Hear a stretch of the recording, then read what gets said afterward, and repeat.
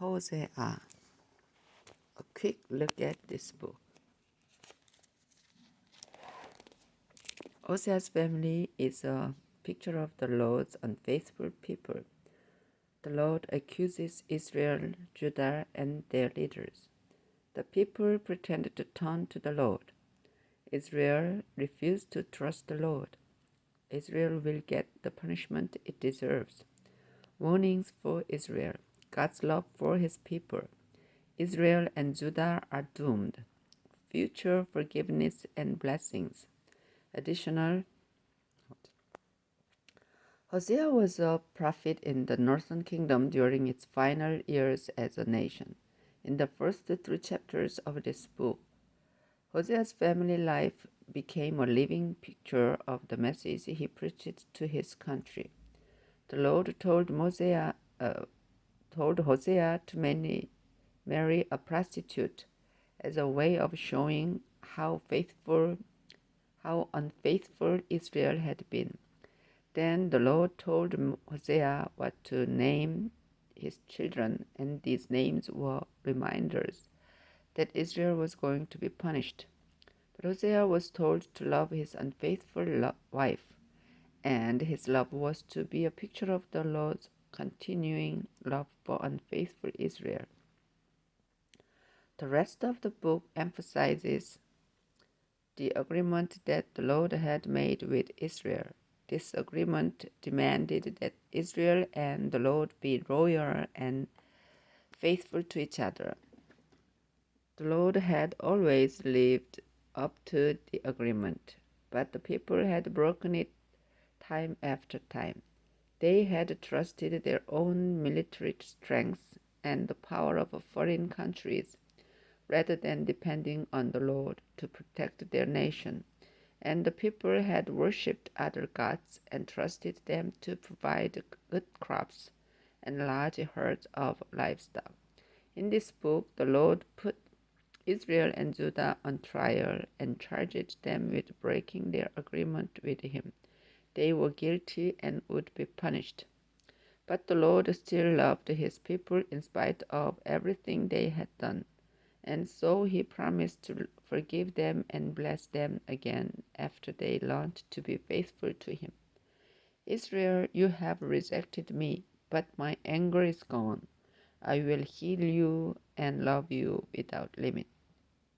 Hosea's family is a picture of the Lord's unfaithful people. Chapter 1. I am Hosea, son of Beeri. When Uzziah, Jotham, Ahaz, and Hezekiah were the kings of Judah, and when Jeroboam, son of Jehoash, was king of Israel, the Lord spoke this message to me.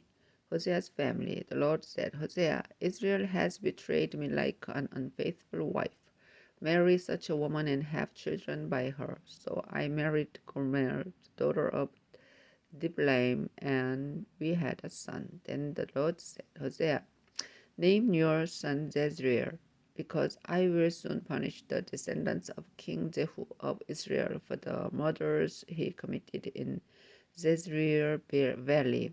I will destroy his kingdom, and in Jezreel Valley I will break the power of Israel. Later, Gomer had a daughter, and the Lord said, name her Lo-Ruhamah, because I will no longer have mercy and forgive Israel. But I am the Lord God of Judah, and I will have mercy and save Judah by my own power, not by wars and arrows or swords and cavalry.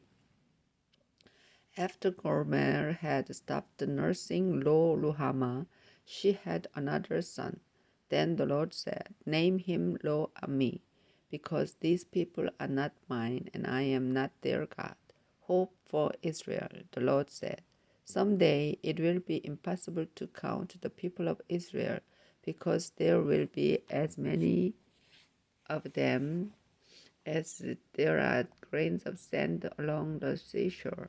They are now called not my people, but in the future they will be called children of the living God.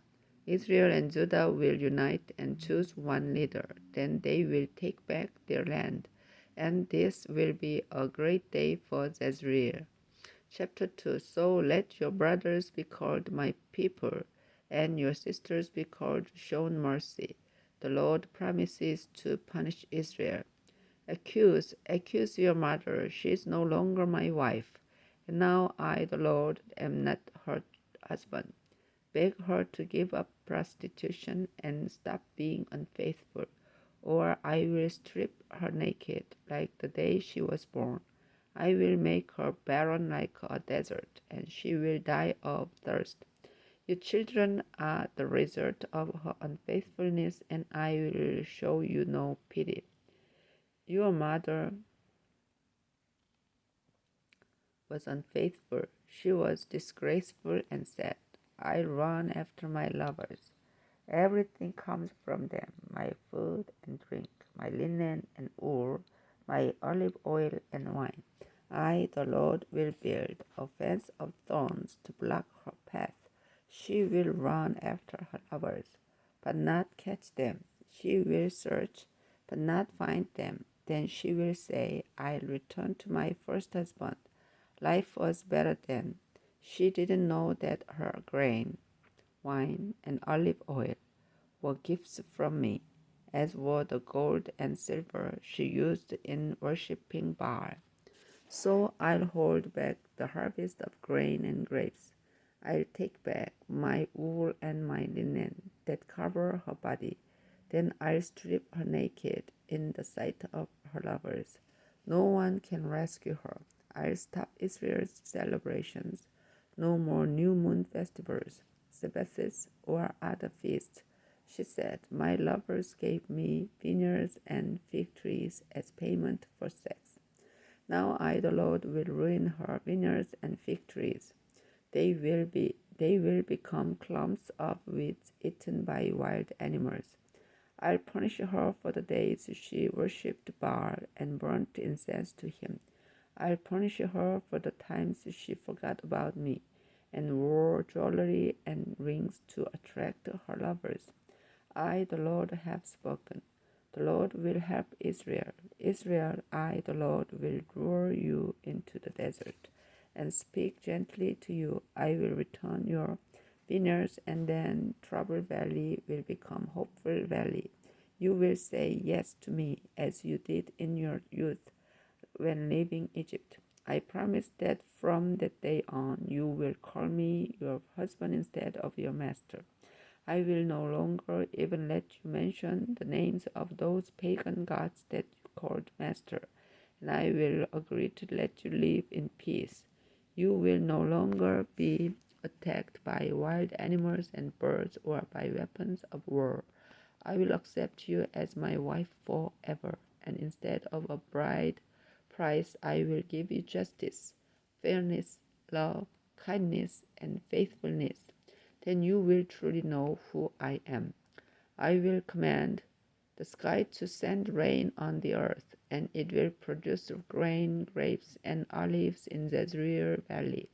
I will scatter the seeds and show mercy to Lo Ruhamah. I will say to Lo Ami, you are my people, and they will answer, you are our God. Chapter 3. God's love offers hope. Once again the Lord spoke to me, and this time he said, Hosea, fall in love with an unfaithful woman who has a lover. Do this to show that I love the people of Israel, even though they worship idols and enjoy the offering cakes made with fruit. So I paid 15 pieces of silver and about 150 kilograms of grain for such a woman. Then I said, now you are mine. You will have to remain faithful to me, though it will be a long time before we sleep together. It will also be a long time before Israel has a king, or before sacrifices are offered at the temple, or before there is any way to get guidance from God. But later, Israel will turn back to the Lord their God and to David their king. At that time, they will come to the Lord with fear and trembling, and he will be good to them. The Lord accuses Israel, Judah, and their leaders. Chapter 4. Israel is unfaithful. Israel, listen as the Lord accuses everyone in the land.